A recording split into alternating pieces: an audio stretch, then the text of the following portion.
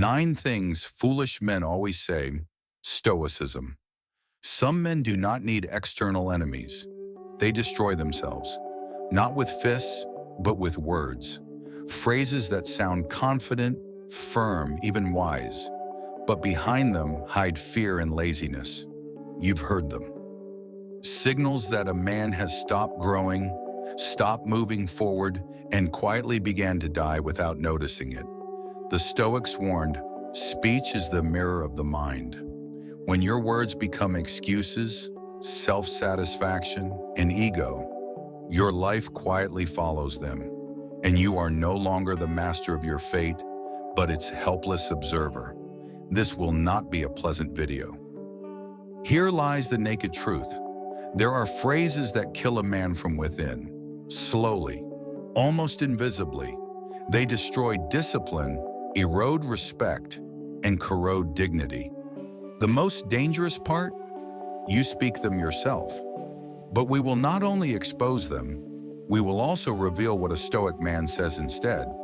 Because language is not an empty sound, it is a tool. It either sharpens your soul or sells it off piece by piece.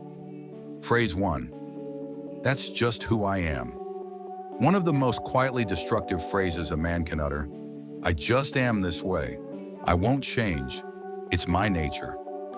It sounds like strength, like determination. But in truth, it is surrender. Not to truth, not to principles, but to stagnation. These are men who confuse resilience with immobility. They don't grow, they don't question, they don't search. They simply stand still for years and call it being true to themselves.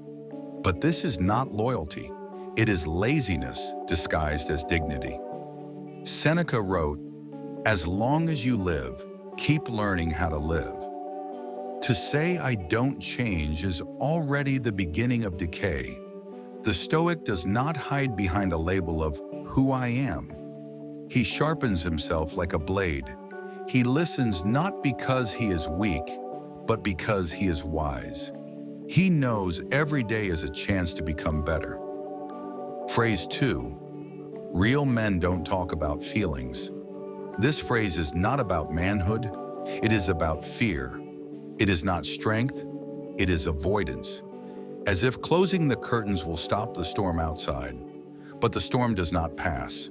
It grows. It turns into anger, addictions, and numbness until it destroys you from within. Stoicism is often misunderstood. People hear, control your emotions, and think it means deny them. But that is not Stoicism. That is escapism.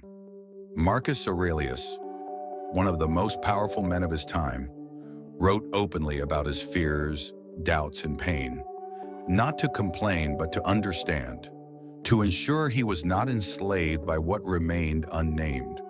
The Stoic is not afraid of feelings.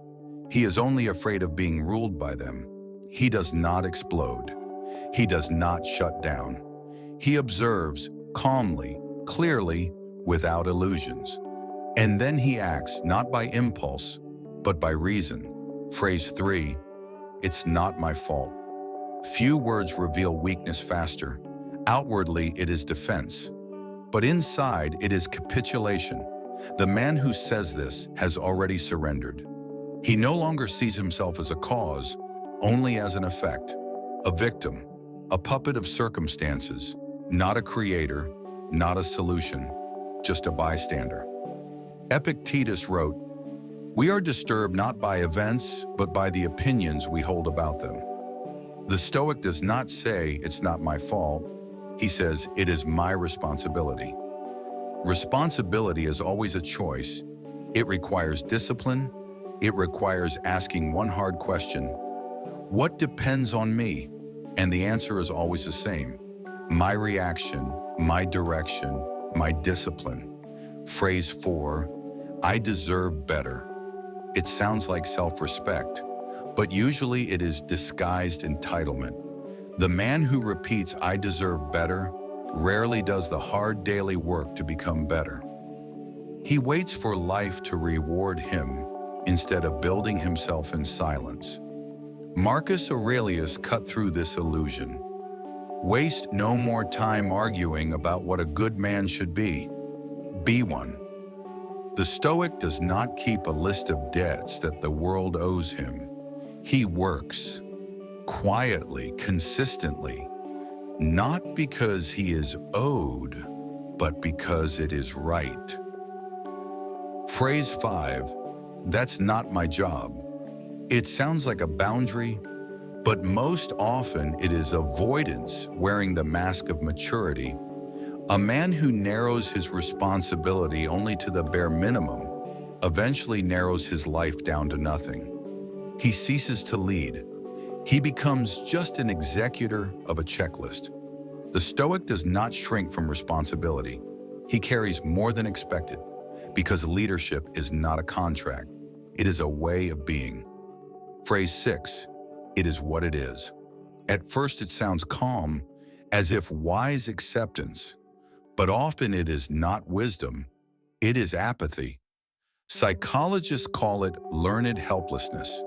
The Stoic accepts only what truly cannot be changed, but he never abandons influence where it is still possible. Acceptance is not surrender. It is clarity that leads to action. Seneca warned, "It is not that life is short, but that we waste much of it." Phrase 7, it's too late to change. One of the most dangerous lies. It sounds like maturity, but it is fear. Fear of starting over. Fear of admitting, I have strayed from my path. But the Stoics remind us, as long as we live, it is not too late to learn. Change does not require youth. It requires courage. The courage to say, yesterday I was wrong. That is not weakness. That is revolution of the soul. Phrase 8, no one helped me. It sounds proud, like a medal, but behind it often hides bitterness and isolation. Yes, independence is a virtue, but turning loneliness into an ideology is not wisdom. It is hardening of the heart. The Stoic does not use the past as an excuse for coldness. He asks instead, can I now become the man I once needed? He walks the path alone and then leads another through it, not for gratitude, but because it is noble. Phrase 9, I need inspiration. It sounds beautiful, as if waiting for divine fire. But in reality, it is procrastination in disguise. Inspiration is not the reason to act. It is the result of acting. Marcus Aurelius did not write his meditations in moments of bliss. He wrote them on battlefields, in sleepless nights, amid the burdens of empire. Not because he was inspired, but because duty called. The Stoic does not wait for motivation. He begins, and inspiration comes later. As the byproduct of discipline, the world does not destroy a man at once. It erodes him slowly, through the words he repeats, excuses that feel natural, phrases that sound wise but rot the soul from within.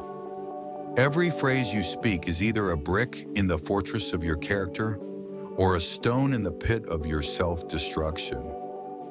The Stoic speaks with intention, not to justify weakness, but to shape strength. Not to sound strong, but to become strong. And when a Stoic finally speaks, the world listens.